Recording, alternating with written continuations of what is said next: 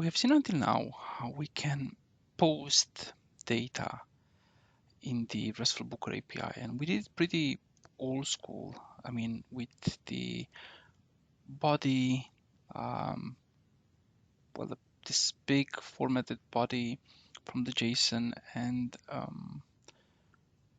want to show you how to do it a little bit more flexible, and that's why I copied the whole code from the post into this post JSON test.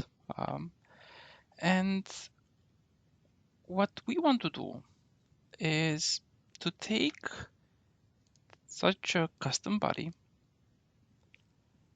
and store it in a file. I already stored one here, and I made it change a little bit of data with raster test, and let's make a little another price, 250, deposit paid through, and I'm positive that in 2021 we can travel.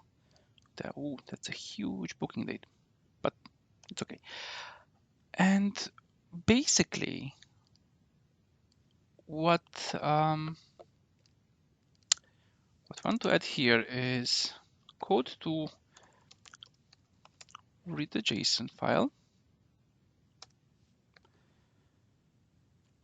store the JSON in a variable, and then use the variable as the body, not the buffy, the body. Okay, so first things first. So we have here in the resources, we have this custom body JSON. We can just close it now. And we need a way to access or to read this JSON file.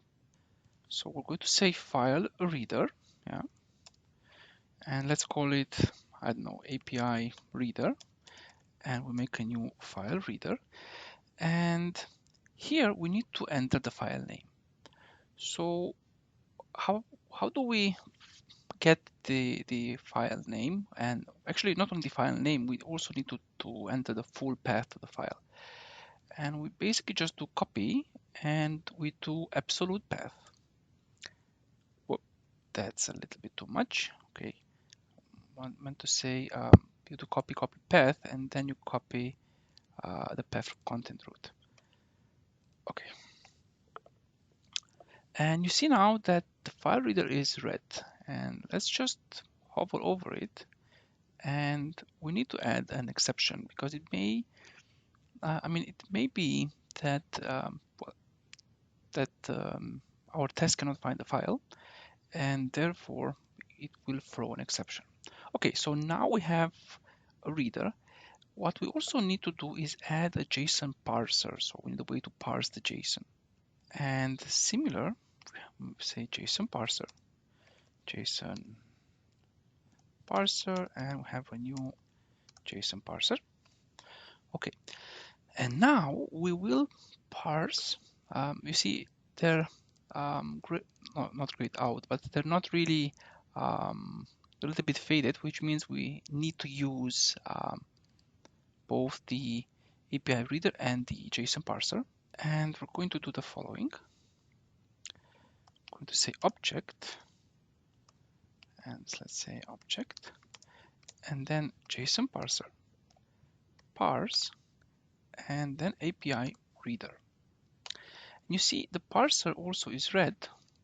We select it, we do Alt Enter if we want, and we add another exception. Okay, so now we use the API reader, the JSON parser, and the object. And what we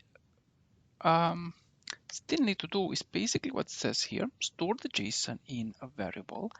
The thing is, once it comes out, this object, it is going to be a JSON, and we want it to be, well, in a string kind of way. So we create a string variable, string API body equals object dot toString. And now we just need to use the variable and the body. Let me just delete this. It's in another test, in another video. And we can basically do this. We can basically just use the body directly here. And before we run this test, let's have a look at the API and see how many bookings do we have. So we have a couple, with number 11 being the last one. Okay, let's just run this. Hope it works.